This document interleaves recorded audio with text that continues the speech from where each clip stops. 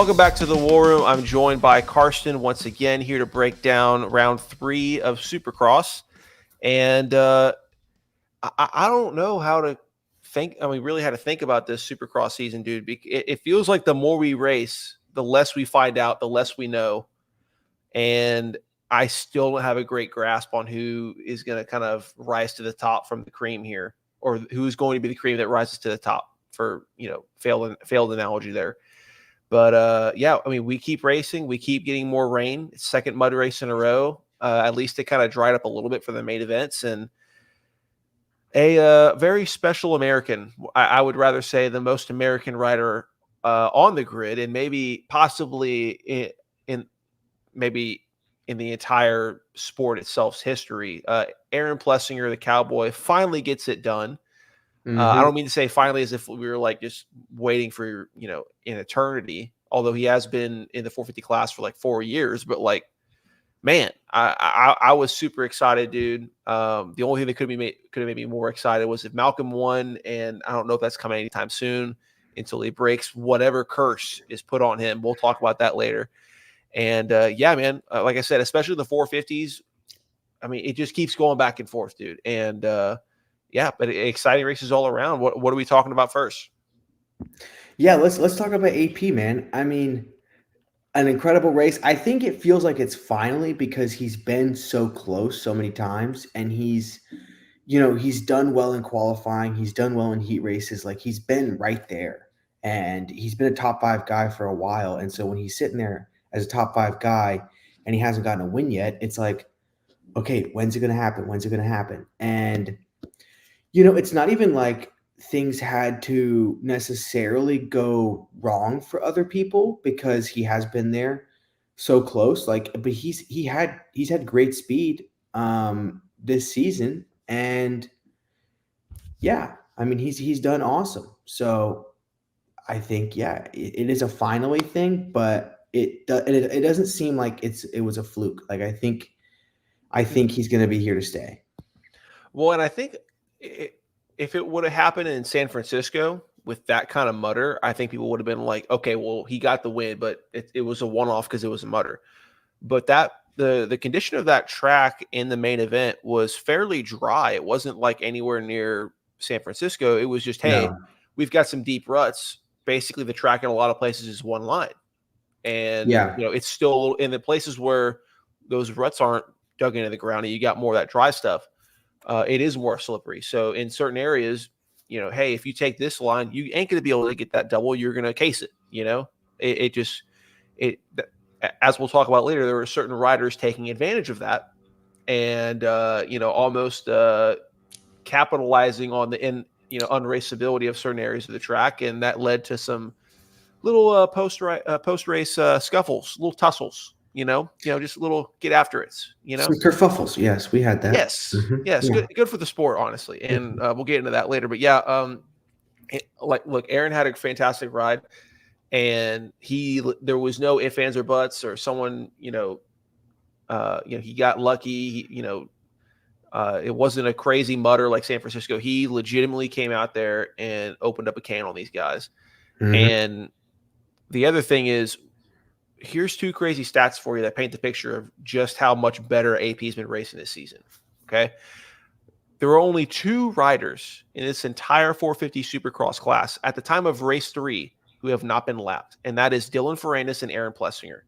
Now, the second part, Aaron Plessinger is the only 450 Supercross rider that has finished top 5 in all 3 races thus far. So that paints the picture of just how wild of a season we're having thus far. And also, it just paints the picture of how inconsistent of a season we're having thus far in regards to the field as a whole. Because you think of all the guys that have gotten lapped. I mean, names that are not included in Plessinger Ferrandis include Eli Tomac, Jet Lawrence, Chase Sexton, Cooper Webb, Ken Roxon, Malcolm Stewart, everyone else. Just so many other guys that just the names are like, okay, why are these guys getting lapped? Well, it's like, so with Cooper's coming around. It's like, oh, Cooper's having trouble with lappers. Who's the lapper? Chase Sexton. It's like, what? Why? What? How? Yeah, that doesn't, usually it's like, oh, he's having trouble getting around Chase Sexton because it's for the lead or for second or for third, not for 10th place and he's being lapped. So, yeah, very, very interesting. And I mean, I guess AP and Ferrandis, consistency kings. Yeah. They're the No, consistency kings, bro. 100%, dude. And yeah, I think Ferrandis has been like a fourth, fifth, and then he was sixth last time. What was he? Yeah, he was sixth last race. So, I mean, pretty much averaging a top five. And I mean, for him being on a new team with that firepower Honda that he keeps saying is fantastic and has never praised the bike as much as he has right now. It's really funny because his first three races last year are pretty similar results, but he just feels so much better. Now, granted, this field's also a little bit deeper than it was last year. Yeah. So there is that to take into account, but still, it's so funny how the picture is so differently painted when he's getting very similar results to what he did last year on the Yamaha, but he was absolutely just, giving that, dog in that bike, saying there was all kinds of problems with it, never felt comfortable, super unhappy, very French of him, but anywho. Well, and I mean, like you were saying though, like we don't have a great gauge on it because we've had two irregular, although it is the majority of the races have been mutters. Mm-hmm. So I guess Yep. they're not. It's And not the irregular at this point, but that's an and irregular the only situation non-mutter usually. is Anaheim 1. So, Yeah. and like Anaheim 1, it's always like, oh, you can't take all your homework from Anaheim 1 and write a book on it because Right. heck, there was almost a decade long curse of if you won Anaheim 1, you were not going to win the championship. Started by Ryan Villapoto in 2014, I believe. And it's there's think of all the guys that have won Anaheim 1 the last couple of years, a lot of them have not gone on to win the championship because of just the inconsistencies of Anaheim 1. Guys that are still trying to figure out the setup on their bikes, the nerves. It's just a different race. So for that to be your only dry race, and then you have these two, one an absolute I referred to it as Taco Bell post digestion track status or track condition of a mutter, and then the other one, this one was more like a chocolate smoothie king kind of deal for the heat races, and then they kind of just it dried out for the main for the most part. Yeah, On we're getting some certain more, lines. a little more solid, a little more balanced diet on this one. Maybe next one we'll Yeah, dry it's out a like bit. our stomach was really upset in San Francisco, and then in San Diego we were like on the road to recovery. So then maybe by the time we get to Anaheim 2, it'll be all coming out dry. We'll be good. Right, exactly. So, yeah, we'll see. What do you think about? I think that AP choosing to wear the same gear as Detroit, where he had the incident where he went to the rut, foot comes off, he goes. I forgot how bad that crash was. I rewatched it, and it looks really bad. Like it's surprising that he was pretty much okay, and his bike Because was he really hit kind he of hit messed his up. well, he couldn't race in Seattle the next weekend. Last minute, he thought he was going to be able to, but just couldn't recover in time because he hit his ribs. Yeah, I think that's what it was. So like he was able to bounce back within 2 weeks, but yeah, no, it was way worse than everyone thought. yeah, But he just landed it like he landed. I think his ribs hit the beginning of the next tabletop. yeah. It So was it was just bad. not a good crash. And obviously, any crash, you don't want to do that. But No, it's not healthy. choosing to wear the same gear, I feel like this is a scenario where the gear is retired, no matter the outcome. I feel I don't know what to do. And the crazy part is, I listened to he was on the Pulp MX show Monday or Tuesday or something like that, and everyone thought, "Hey, why'd you pick that? Why'd you pick that?" Well, then you think it was cursed. He's like, "Well, the funny thing is, I didn't. KTM picks all of our gear, Oh and wow! he just saw that laid out for him at the start of the race and was like Oh PTSD no! flashback." Yeah, So I couldn't imagine the look on his face when he was like, "Oh no." But I think he almost was like, I don't know if he still realized it at first until he told the guys, he was like, "Isn't this what I wore at Detroit, Detroit?" And yeah, they were like, "Hold on, let's pull up that viral video of you crashing real quick." Oh, yep, it is. Well, too late. You don't yeah, have anything else to wear. Good luck. yeah. Because okay, so like, let's imagine he's going last lap crash again. in this race, or maybe second to last, whatever. The gear is thrown in the trash. He's never wearing it again. What is it, Thor? They don't Yeah, sell it anymore. Like I it's think it's over. I think Thor goes out of business if it happens again, and it comes back to them picking that out for him, and I think he'll have to switch to like Troy Lee. It would be 100%. that it would be that bad. Like, Yeah. New gear sponsor, the yep, whole thing. He wins with it though. yep. The gear is now framed Oh yeah, and subsequently also retired. I yeah. think that this gear is out of the question for him for future races, whether he had crashed or we got the outcome that we got. We shall see. 100%. To be determined. But you could not. It could not have been more poetic, and I think that it's was just perfect. one of the coolest things. And it was one of those things where, like, I was so like zoned into the moment and watching him lap by lap and listening to the crowd. Like, the reports were at the stadium, just when he would get to certain sections, it was almost like the crowd was just in a revolutionary circle of yelling at him. Yeah. So like he would get to the whoops, they cheer him as he goes through the whoops. He gets to the rhythm sections. That section of the stadium's going. So it's like you didn't have to listen to the race to figure out where like AP was. You could have been like blind and just like listened. And he's like, "Oh, he's over here." That's incredible. And then of course the whole stadium gave him a standing ovation during the last lap and when he got across the finish line. And then so there was all that. And then the reporter goes, "Hey, isn't this what you wore last year when you took a tumble?" And he was like, "Oh yeah, it is, yeah." And then amidst all of this, there's a giant almost brawl going on in the background, which is so hilarious. There's so many hilarious camera shots of that too. We'll get that in a second. Yeah. But there was a man trying to make a charge at the old Cowboy, and a charge that was quite close. A few times, some mistakes were made. Cooper was right there on him. He had a couple opportunities, flubbed a couple. Yep. We mentioned before we had a Chase Sexton being a lapper. You know what's interesting too is I wonder if some of these guys who are usually running up front and are not being lapped often actually have worse lapper courtesy than people who are typically being lapped who like know the procedure of what to do, because the other guys they're never in that scenario. You know what I mean? Like 100%.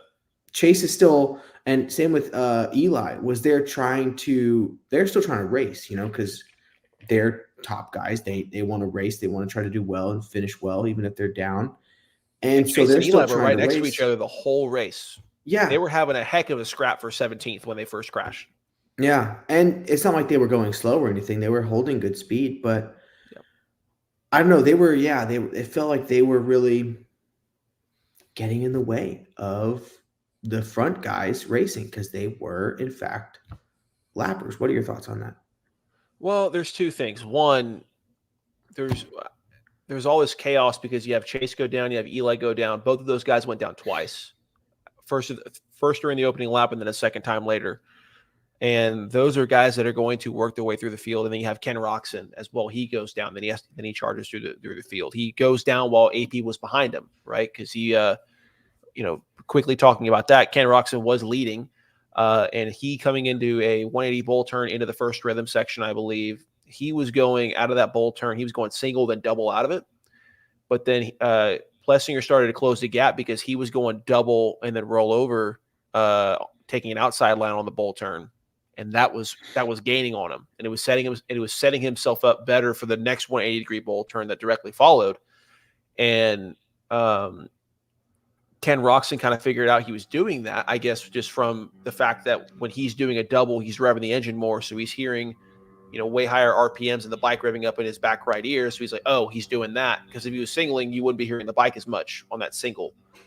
So he figured out that Plessinger was going on the outside of the bull turn, doubling, then singling out, and that's how he was catching him.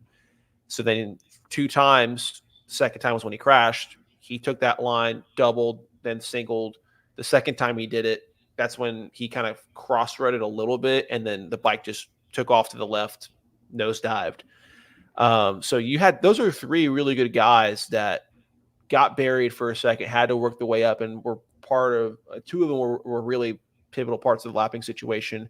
The second thing in regards to the lappers, and this was kind of highlighted in the 250 race that we'll break down later, where a lot of guys, but these conditions of the track, if they get passed by somebody, someone's going faster than them, once they see what lines the guy is taking in front of them, if they can stick around that long for just a half a lap to kind of see, oh, you can triple that, you can do this, this is a line you can take, then all of a sudden they can match their speed. That's kind of what happened with RJ when he got past, what was it, by Kitchen, and no, Barchbanks, and then the others.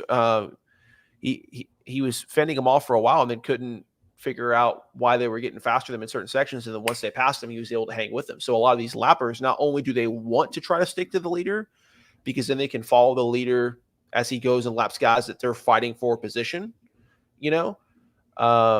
but also for just the plain fact that, like Tomac all of a sudden started dropping 58 lap times, 2 seconds better than what he was doing, because of the fact that he probably saw what AP's lines were, and also didn't want to slow up too much because he's got Chase behind him, and he's just going to town. So it's a weird situation when you have a mix of guys that get enlightened and see new lines that make them faster, and they also, because there's such close racing between those lappers, because of the superstars you have in these odd positions of like 10th, 11th, 12th, 17th at Malcolm. It's it's just weird. It's a culminant of chaos. And I will say Cooper had a really good late charge. But there was two things. There was the Chase lapping situation, but I don't think it would have come to that with 2 laps to go or 1 lap to go if he didn't make that mistake on the double. I think he made a mistake on a double where he kind of went off track for just a second because of just, poor timing of a landing or something like that. Just came a little short, I think. And, I think he could have closed to where whenever Chase did move over for Aaron, that Cooper would have slid right through behind him. He would have been that close. I don't know if he still would have got the pass done, but I think that would have taken Chase out of the equation in regards to moving over for AP and then not moving over as much for Webb. But it was weird, though, because a lot of people were giving Chase heat for not moving over for Webb after moving over for Plessinger. But when I look at the film, I mean, look, was he doing everything he possibly could to give Webb a giant hole to go through? No. But I think the reason he moved over so much for Aaron Plessinger is because at the point where he moved over for AP, where did he just pass? Well, he just passed the mechanics area where they have all the pit board signs. He probably got a giant sign from his guy saying, if you don't move over, AP's mechanic is going to throw a wrench at you while you're going 30 miles an hour. So please move over. So he goes, oh, crap. Moves over like freaking 20 yards, gives AP a huge lane to go through, but then he doesn't have that pit board communication to know what the gap behind, what the gap to Webb is behind. So he's right a little more blind, So well, they definitely didn't say let AP through and let Cooper Webb through so he can go race AP. They didn't say that. There's not enough room for that on the pit board. These things are, you only got so much surface area, I mean, heck, AP's mechanic wrote, I love you on his pit board sign, and he barely fit that in there. He had to put the U as a straight, just the letter after he won the race on his final lap. So, anywho, and the other thing was Chase took an outside line where he was supposed to double. And because of the fact that Cooper does what he loves to do towards the end of races, where all of a sudden, he'll take a really, really hard inside line because the rut has gotten so deep there. But because of the fact he was gunning it so hard coming out of that inside line, he kind of crossed over into Chase's line, causing Chase to break and not hit that double. And that's why they collided.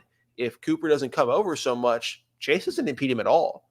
The only reason Chase really impeded him is because of the fact that Cooper took that inside line, kind of kicked himself out the rut, scooted over a little bit to the outside. Chase is coming hot off this outside line where he went all the way around the outside of the bowl turn, and he's trying to double that thing. But if he tries to double forward, he's going to take Cooper Webb's head off, like what happened to Cooper Webb at Nashville last year.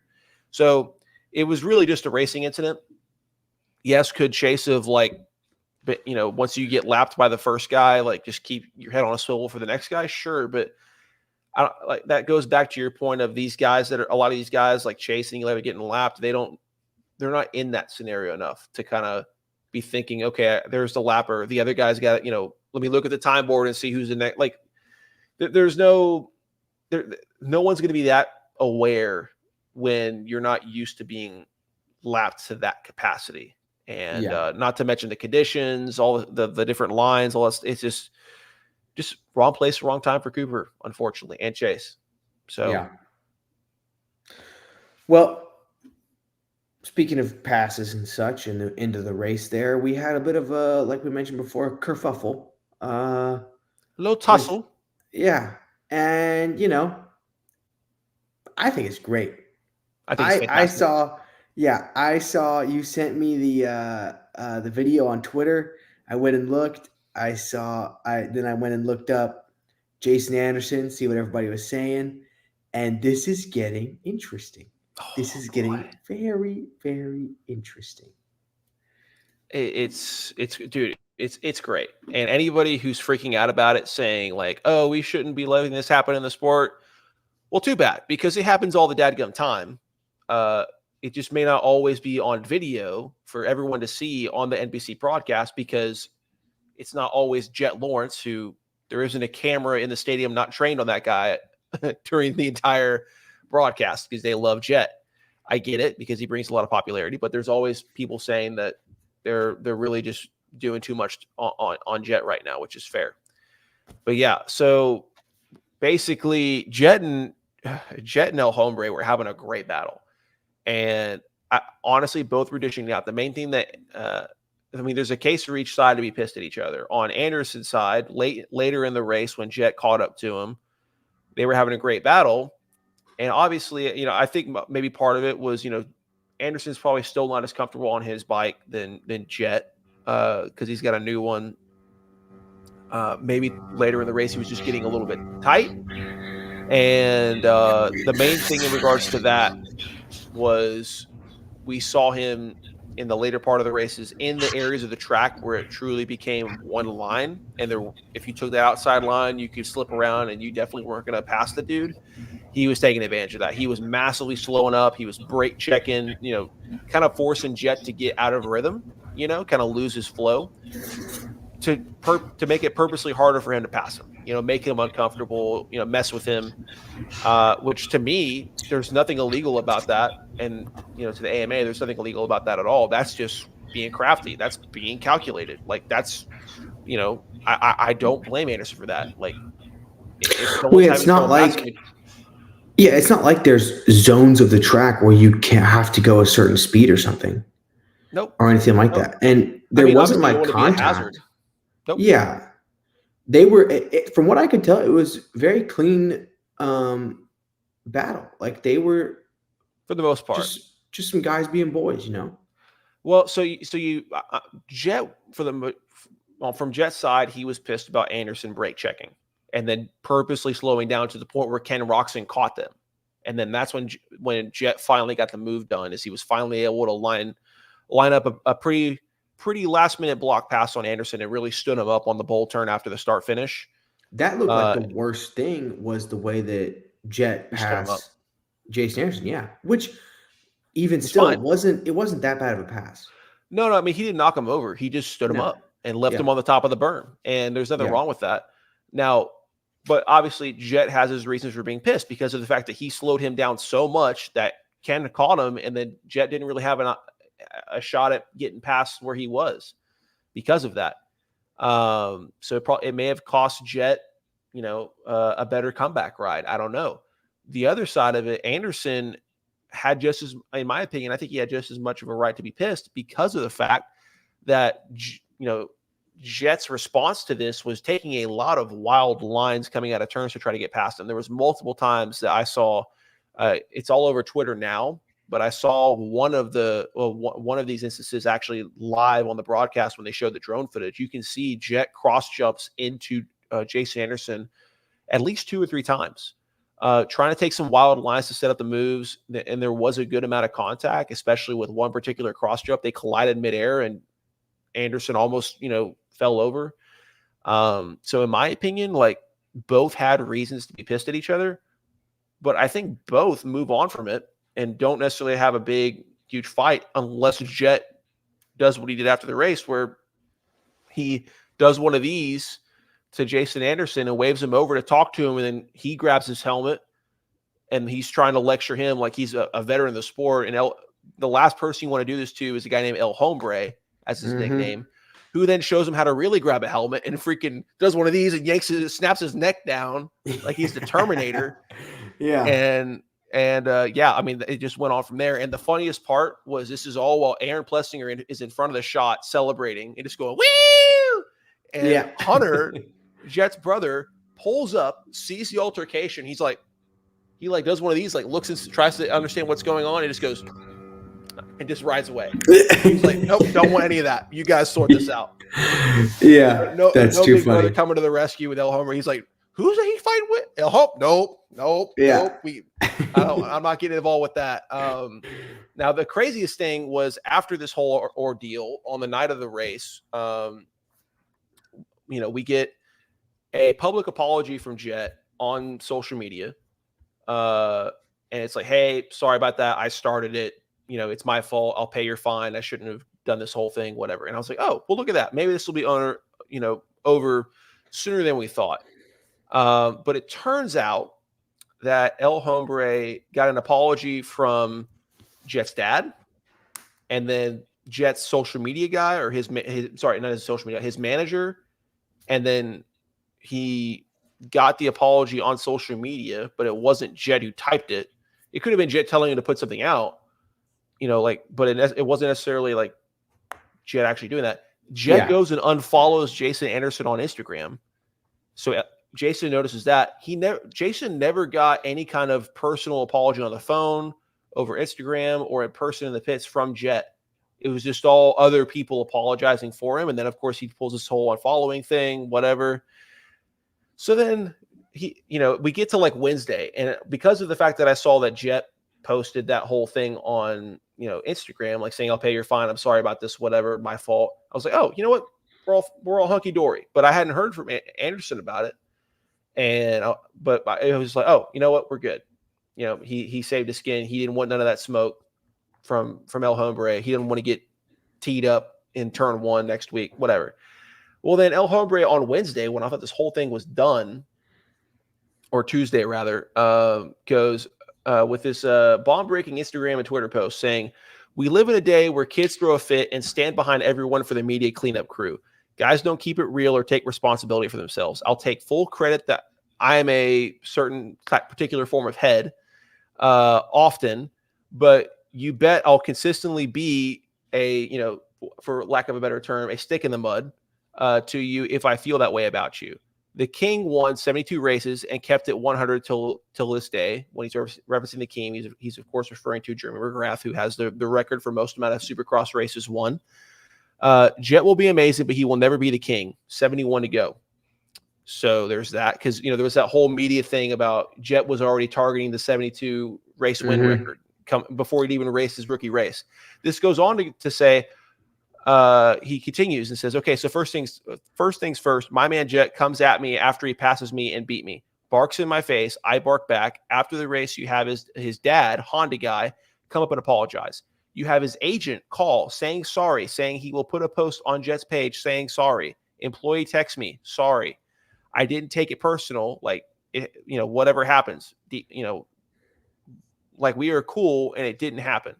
Not a word from Jet himself. Instead, unfollow and silence from the dude everyone is apologizing for. Here's the other thing. The amount of riders in 250s, 450s, or even like, just relevant names in the sport that like this message is wild. Everybody is on Jason's side in this case, it seems. And like Ken Roxon just put like a LOL or a haha, like, in the comments. And, Ken Roxon and Jet have had some tussles before from that whole, letting him through situation at SMX round 2, and the whole math thing. And then Austin Faulkner randomly commented, like, when he wrecked me a couple years ago in Dallas, which I was at that race, Jet and Austin Faulkner went to the start-finish line jump, but Jet hit one of the hay bales that were on the side of the ramp going up, which putting those there is dangerous for this exact reason, because he clipped the hay bale on his way up coming out from that turn. It pushed him into Austin Faulkner's line, so they collided midair on the start finish jump, like 60 feet in the air. And then Jet almost landed it and then fell over, but he kind of fell over onto the hay bales, or the tough blocks per se. Austin Fortner went straight down and broke his collarbone and I think maybe his leg or something like that. So apparently he was like, he came up to me crying in the infirmary after the race, like, dude, get over it. That's what his comment on this whole post was, which I don't know if he's saying that he was being a wuss for like showing empathy, or if he said that he was crying for like being mad about the crash and not for hurting him. I don't know how to break down Austin Fortner's reaction to the whole thing, but obviously there's a lot of that like that message on El Hobre's Instagram and Twitter. Lot of big names. Even Ricky Carmichael replied to him and was like, hey, here's a number, reach out to him. I was like, dude, why are you commenting a guy's number? Now you're going to have all kinds of Jet fans, reaching out. I don't know if that was a. Did he really did Ricky post Jet's number? I don't know if it was his personal or just like the hotline number. I don't know. He just put a phone number and said, call what. It was weird. I don't know what the number was. I wasn't going to try to find out, but Carmichael had a response for it, kind of playing a neutral party. It was everyone was having a party in the comment section, dude. Yeah. Well, I mean, everybody's got to be pissed, dude. This guy keeps winning. Well, that but he's also, there's the old phrase. I remember when the Browns first got Odell, and they had Odell and Jarvis Landry, and then they lose their opening game to the Titans, and they had that one guy who just, the moment they got in the locker room, the Titans did, he was just looking for the media to just, go to every possible camera. Like multiple guys got him on camera. If you want to crown him, crown him. And it was just like, okay, great. That's kind of the vibe with how Jet was coming into the season of being a rookie. He is a SMX champion. He's an outdoor champion with 22-0, but Supercross is a different sport. And they were already laying down the red carpet for the dude. And, it's hyping him up to be the guy who's going to break McGrath's record, when we've had guys with just as much or even more hype than Jet, such as Stu and Villapoto and some other big names. Tomac at one point come through and, attempt the same thing. We're worried about how dominant they're going to be, and it doesn't pan out that way. And, you got 71 more to go. And, he's found out how much of a grind and a meat grinder in general this 450 Supercross class is, dude. I mean, it's the same, relatively same dirt bikes, same idea of racing, but it's different. It's different. It's harder to get away than in motocross when you got more room and longer lap times. So, so Jet messed around. And he messed around with, I think, the worst dude to mess around with, because look, there's three guys that are the professional hitmen of the 450 class. That's Vince Freeze, who doesn't discriminate. He just does it to everybody. He'll clean everyone out, equal opportunity. You got to commend him for that. Except he does have a particular affection for cleaning out Dean Wilson. He just hates him. They got history.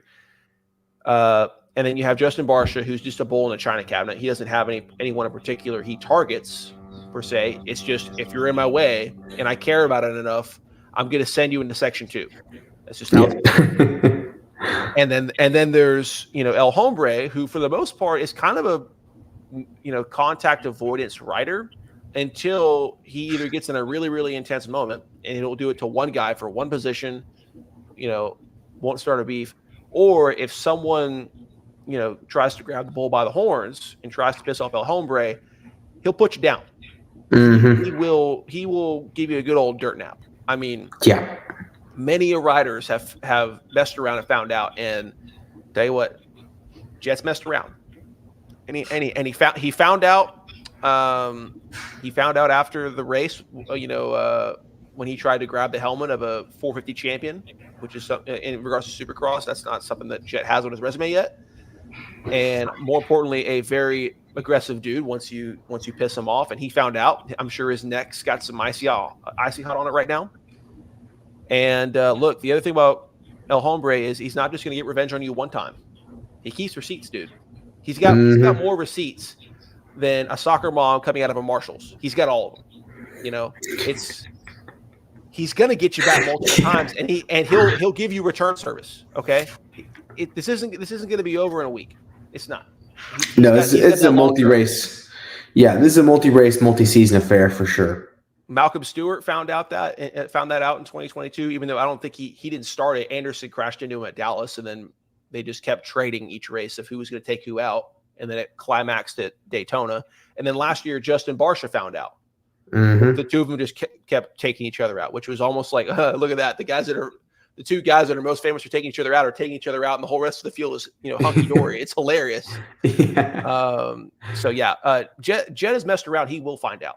I don't know if it's next race, but he keeps receipts. Okay. That's all I have to say. I'm excited for it. I think it's going to be great. So speaking of Malcolm, you mentioned him here in a sec, just a minute ago. Horrible opening lap for you. I'm sitting there watching, and I see Chase and Malcolm standing off of their bikes while everybody else has begun the race. What do we make of this? Well, at the scene of the crime, at the Kloppenstein household, the evidence showed a broken and thrown remote, a cup thrown on the couch, and witnesses heard the statement, "Why, oh God, why?" And that's pretty much all there was to say about the whole thing. It's terrible luck because it's the third main event that Malcolm has been in, and the third main event that he can't make it past turn one without touching the dirt and not keeping her on two. And pretty much all three times he didn't do it. Like, it wasn't necessarily his fault for causing the collision. I mean, round one, Freeze's within the vicinity, pretty much Freeze caused that. Malcolm had left him some room. Freeze came back across. I mean, it's kind of, I don't know. Freeze is involved. That's all I'm going to say. Big pile up, and it definitely wasn't Malcolm's fault. I'll say that. Round two, Anderson finds an invisible wall that he fell over, and Malcolm ran over his bike because there was nowhere to go because he just plopped over right in front of him at 20 miles an hour. So then he falls over from that. And then round three, it's just as simple as Chase cross-rutted in front of him, and that, when he cross-rutted that jump, he fell down right in front of Malcolm, and also he took out Malcolm midair. He clipped Malcolm's front wheel in midair, and that, honestly, that wreck could have been a lot worse for the both of them. They're just lucky they fell, I guess, on the right side. I don't know. So, yeah, it's just similar luck, dude. It just sucks. Because especially in pretty much all of these races, Malcolm's done okay in the heats. Obviously San Francisco, he got fifth or sixth in the heat, but it's a mutter, like, it was terrible. The other one, yes, it was a mutter in San Diego, but it was, you could at least do the doubles, right? So it was closer to dry than the other, and he got second and had a shot to pass Tomac on that last lap of heat race. Almost got his first heat race win of the season. Just looking way better, he looks good in his heat races. He looked good in his heat race. Anaheim 1, looked good in pretty much all of his heat races. The pace is there. The raw speed's there. It just feels like the first three races of watching Stewart's season has been watching like a lion in a cage that he can't figure out the way out of. And do I want to pull my hair out? Yes. Maybe that's why I'm watching the races wearing a hat, so I just throw the hat. I don't know. All I know is all of my 7 T-shirts and all my brand new Husqvarna jersey is now cursed.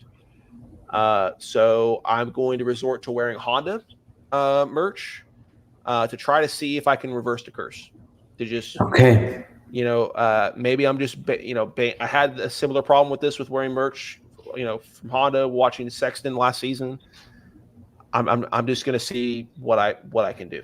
I more importantly, just not have anything representing Malcolm while watching the races, to try to just do anything I can to not put any kind of a curse on Malcolm. So, Malcolm, these first 3 races are on me. Okay. It's the epitome of the Cowboys coming out in their navy blue uniforms. It's the same thing. As a fan, what more can we do? Yeah, we're trying. This is it. We change hats, we change shirts. That's about all we got.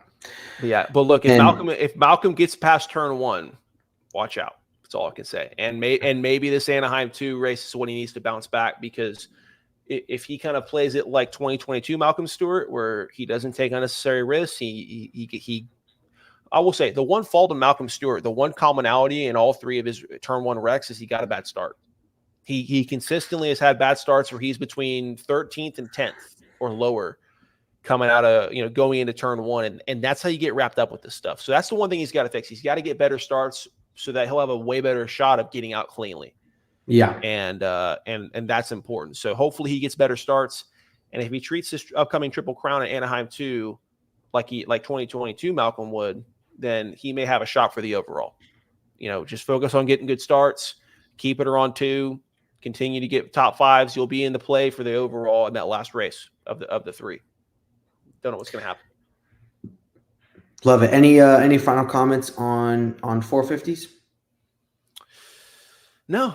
I mean, honestly, that's all the chaos, dude. I will say, Craig also had a multiple big wrecks too. Craig was part of Tomac's second wreck. Craig cross-roaded terribly and came over and hit Tomac midair, and that's why Tomac went down the second time. So, dude, honestly, the Husqvarna, for all Husqvarna guy, the whole Husqvarna team, 450 and 250s, it was not a great day by any means, but especially the 450 team. This is like last year's Kawasaki Pro Circuit 250 team, with Mitch Payton level cursed. Obviously everyone's still healthy, relatively speaking, but just as far as the on-track outcomes, they got to get some sage out of that track, dude. We need a Catholic priest with holy water to water the track. Regular water hoses ain't going to work no more. We got to get holy water and just bring in Oprah from moral support. Just airdrop her in. We got to do something. Okay. Yeah. We've got to turn this around. They need help. They definitely need help. It's as far as the mental battle goes, it's got to be tough where they're at right now. I would say that Aaron Plessinger has found a way to conquer the mental side of it, and he has now got confidence in himself. And the red plate, baby. Oh, yeah. For the first time ever, he's rocking the red plate this next weekend. It's going to be awesome. But the Husqvarna guys are in a completely opposite scenario. I think it will be a very tough place to have confidence in what you're doing with the results they're getting right now. But they gotta get back up and keep chugging. I think, like you're saying, the starts. I think for both guys, if they can get some good starts, I think they'll be good. They've had speed. I will tell you, Craig had a good start in round 2. He had a decent start on that inside line. Wasn't he? Yeah, and got taken out. Yeah. Actually, I think he tipped her over, and then someone ran into him. But yeah, I mean, he had a decent start in round 2. But yeah, everywhere else it's been terrible. And Craig hasn't shown any kind of breakaway speed at all or consistency. He's had more wrecks than Malcolm, in regards to outside of the first turn. He hasn't shown any kind of blazing speed in the heat races. Malcolm at least has shown good speed in the heat races. It's just, dude, it's tough. That's all I can say. Yeah. All right. Well, 250s. It's looking I would say not exactly how I anticipated it to be. I thought RJ was going to be the clear favorite, kind of walk away with things, and out of nowhere, I mean, Jordan Smith's kind of crushing right now. And Levi's doing a lot better than I thought he would be on a new bike too. Yeah, and unfortunately, we've lost another guy who was kind of in the picture of Max Volan with that practice crash, hurt his hip or something like that. He's for sure out from last weekend. We don't know what his status is for the following races. It seems more like a long-term kind of deal, but we'll see. Hopefully we get it back sooner rather than later. But if he misses another round, he's out of the picture, unfortunately, which sucks because he really was looking good on that new ride. Jordan Smith. I mean, Jordan Smith is showing more of an ability to manage a championship than RJ, which we kind of knew was going to come into play. There's always the phrase RJ is going to RJ, and that happened. Now, granted, look, it's a slippery track, especially the 250 main event. The track was still a lot slipperier than what the 450 main event was. There were still plenty of guys that were struggling to do doubles. So, RJ did a great job leading and holding off guys, had beautiful racecraft and, finding defensive lines. And he was the main reason I made that comment of there was a lot of guys that once they got past, they figured out what the guy in front of them was doing different in regards to line selection and were able to hang with him. That's why when he got passed by Marchbanks and, was it Kitchen at one point? I think Kitchen, maybe.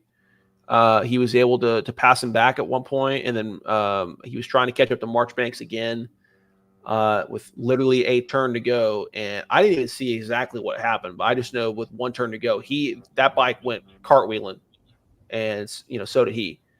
And he just couldn't get the bike back up in time to hang on to the podium, even though he had a considerable gap to fourth place behind him. But obviously with RJ, you've got to think big picture too. Like I know you've got a shot to steal 2 spots and gain a lot more points, but you still got to play it conservative because for sure that Jordan Smith's behind you, right? So whatever you got to do to narrow that gap, if it means that you don't get a win, but you for sure close that points gap when Jordan has a bad night, great. Especially with the conditions, like just take your points, dude. Sometimes you got to know when to fold them. And,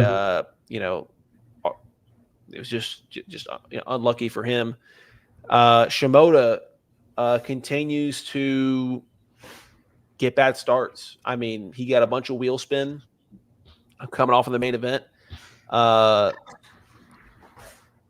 I will say, with a lot of the big names that had bad starts, 450s and 250s, one of the commonalities I saw was they had a good gate pick, but they chose that inside line, like going really far inside the gate, like Malcolm, right? Malcolm and Shimoda both had, they were like gate 6 from the right or something like that. And basically, if you ended up getting like the actual hole shot, you were golden because there was a nice little inside rut at the start of that 180-degree turn with no banking. There was a little rut there from what was built up from the heat races.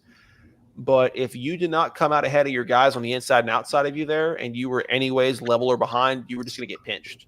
Yeah, that's what happened to Malcolm. That's what happened to Shimoda and other guys that took that same thing. So I think with those, like with Malcolm and Shimoda, I don't think their gate pick was a wise choice. I would have taken something. I would rather have the option with this kind of lack of traction and this kind of craziness. I would rather try to make more of a sweeping motion from the outside. So that way, if I don't get the perfect start, I've got some more room to work with, and I don't just get pinched off and there's just a wall of riders that I just have to wait for the pass, And worst case, you go with the Vince Freeze and you just take the whole entire pack out, and then it's just you. Because that's apparently legal. It's legal. Yeah, you take everybody out, and then you're the only one left in the race. Yep. Maybe they red flag it. You do it again. Yeah. You just gamble that, you have a bunch more people that are like Logan No, who, their ankle's facing the opposite direction that it should. And, the more we keep knocking out, the less people lose the race. So who knows? But gate picks, I think, were a big impact in some of the starts we were seeing. So especially with Malcolm, because Malcolm, not to go back to 450s too much, but Malcolm's gate pick, I think, was just weird to take that far inside, especially when you were second in your heat race. So you get the 4th overall or 3rd overall gate pick.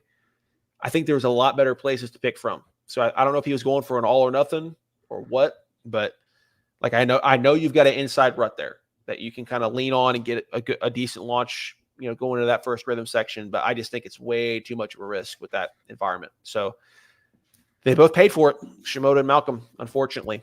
And then Garrett Marchbanks, the Muck-Off team, having a good night. Getting a good podium out of it. And Nate Thrasher coming back from the dead, because last week we said there's 2 people that are absolutely not having fun right now. It was Malcolm Stewart and Nate Thrasher. Well, now one of them is having fun. The other is Malcolm Stewart. And Nate Thrasher just had a great race, good comeback ride, worked his way all the way up, number 1 overall in the night. And it's just good to see him riding at top form again, because this is a guy that last year raced so long with a freaking torn ACL and then bruised himself up again, broke bones at Atlanta, I believe. And he's a championship caliber guy. You want to see, the commonality with the sport is you want to see championship caliber guys race like it. Whether you like them or not, you want to see the best of the best healthy. You want to see them up front where they're supposed to be. You don't want to let the chaos of the sport leave for hypothetical, right? So it's good to see Nate insert himself into this title fight per se. He's still pretty far down in the points comparatively. But hey, getting a win's the best thing you can do to reinsert yourself into the conversation. So it's great to see. That's first step right there. It's not going to happen unless you do that. So, yeah, he's doing the right things. You want to go to our fan question, or you have some other 250 topics to discuss? I don't know if there's much else to discuss. The only other things I'd say is Juju had a bad night, just falling down all over the place, and it's another different type of traction he's having to deal with. He is a rookie, so you go from the absolute mutter to kind of muddy, kind of slick, tacky in some other areas. It's kind of like it's like an exponentially greater sense of highs and lows of traction than like the red dirt at Dallas per se. That's why Dallas, those races like in the dry with that particular red dirt offer a lot of chaos, because that red dirt is tacky in some areas and then is, hard packed with dust on it in others. So it gives riders false sense of security. Oh, well, in this quarter, I can just, I can bowl turn it and just, rail it on the outside, and I got so much traction, I can just keep it pinned, and then they go over a tabletop and all of a sudden it's like ice. It's basically that to a higher degree because of the way the mud was with this, and not to mention West Coast dirt. It's usually harder packed to begin with. It's a whole different thing. So Juju had a lot to figure out. He's going to have a lot to figure out, but obviously the kid's talented. He's going to work his way back into the top 5, top 6, I think, by the end of the season. And then Phil Nicoletti Phil's not having a good time. He had a great time for the most part last week, almost had a podium, kind of was pissed he lost out on that. But look, to start off in your first 3 races with a did not start and it did not finish, race 1 and 3, not good. I mean, he just had a major transmission failure during the race, and he was on the Pulp Mech show saying, hey, like, yes, I crashed before it started to go, but with the failure we had, the only thing we could have done to prevent it was change out the transmission. It was just an overall life cycle thing. Nothing we could have done about it. The wreck didn't impact it. It's just tough. He would shift down a gear and it would go into false neutral, and then it just completely quit on him eventually. And so hopefully Filthy Phil bounces back next week, and we'll see what happens with that. Which is going to be exciting, because I think that he's a guy that, maybe he's not going to be in the championship fight this year, but he's definitely going to be able to be somebody who is up there, making a difference in the outcomes of these races. So, yeah, and he's just a hilarious personality. Yeah, cool guy. You want to go to our fan question? Yeah, today's fan question is coming from a good friend of mine, Tyler Andrews, who is basically asking, hey, what is all this hype about this new Ducati motocross team? And all of a sudden we have another Italian team making dirt bikes. We had Beta, they launched this year, and they're starting with 450 Supercross, and then eventually motocross as well, and probably the SMX series. They also started last year with the MXGP. So there's that as well. And then there's been even more hype about Triumph, with them starting with 250 Supercross. So they'll be debuting their new bikes, not this weekend, but next at TWR, Detroit. Yeah. And so there's all this hype, especially around Triumph. Beta has kind of been overlooked a little bit. I mean, heck, you had your manufacturer teams, factory manufacturer teams graphic from Supercross, their Instagram account, and they forgot about Beta. So they put Triumph and forgot Beta. So that's an insult. And then all of a sudden we got Ducati coming into the picture. And yeah, I mean, I'm excited about it just because in general, like, yes, is having privateers in the sport cool? Yes. But that just means you have a lot of really cool guys that are pulling off miracles to make main events and then get gapped by guys that are just on better bikes. And maybe their talent is equal or just below. And if they were on a set of equal machinery, they could compete better.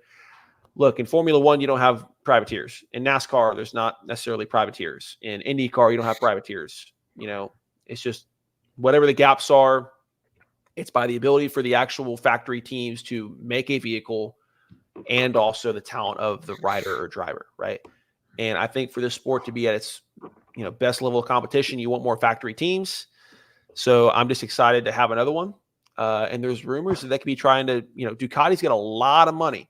And even though they'd be going into their debut season in probably 2026 for Supercross, or maybe 2025 if they speed it up. Not sure which at this point. You probably have some more information on that. There's just rumors that they would be willing to just throw all the money at somebody big, like a Ken Roczen or a Jorge Prado, to get them and have them be like their franchise rider. So what have you heard in regards to Ducati's entry into the sport and for the first time making dirt bikes? Well, so it seems like you were saying, they're not going to be coming into Supercross for another 2 years or so, or anything on the American side, because the bikes are just a prototype right now, and you have to have a homologation production bike for anything within the AMA. So they're not going to be doing that yet. They can still race over in Europe in the motocross series over there. So that's what they're going to be doing first this year. A limited number of rounds in the Italian motocross series and in MXGP. But what that tells me is they're playing the long game here, and they're making this bike. They're going to make this thing right, and it's going to be good, and it's going to be awesome. They're not going sort of like a KTM route like it seems Triumph is doing. But what it does sound like is the bike is going to be using this special engine that they've been using, the Desmo technology or something like that, where they don't have a valve spring in the engine, and it has a much better low end, as well as that's how a lot of the Ducati bikes can rev up to like 18,000 RPM or whatever. But they also have great low end. So I think this thing could be pretty sick. We shall see. That's going to be interesting. Controversial topic. I think it's ugly. I do not like the way they designed the plastics whatsoever. I think it looks like trash. My least favorite aspect. You're saying I'm so excited. I can't wait for them to get here, but they're ugly. Yeah. I mean, that's how I feel about it.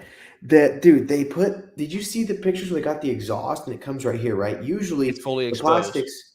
Yeah, I kind of like it. More importantly, I think they did a really it's weird. I thought they were going to go with like more of a orange kind of deal, maybe like like an orange and black kind of deal. Yeah. But instead they're going to do another like a red and black kind of deal. At least from what we're seeing from their pre-production bikes for their Italian motocross stuff. So I just thought, I didn't know they were going to go with red. I always thought it'd be like black and orange or something like that. And Triumph, they're kind of doing. I don't like the look of Triumph's bike so far. It's all black and there's no contour or contrast to it. And even the shape of their number plates just kind of looks weird. I don't know. Maybe they'll unveil a different livery when it's actually go time. But I don't know. I think there's room for improvement in regards to Triumph's, livery design for their bike. But I think Ducati's looks good as far as the actual paint, plastic, coloring and stuff like that. The side plate looks really weird though, because it's really slanted and really thin. You can hardly fit a number on there. So that's going to be interesting. Yeah, for some reason I was anticipating red. I think it's just because when I think of like Ducati and Ferrari kind of live in my mind near each other. And when you think of Ferrari, you think of red sports car. And to me, when you think of Ducati, you think of red sports bike. I don't know. I think it's just me. So I don't know why with Ducati, I was thinking orange. I don't know why. Yeah. I don't know why. Like I was thinking black and orange, and no, I think you're right. I honestly, my second thought of what they could do is just go full Italian, full Mutabella, and just go red, green, and white.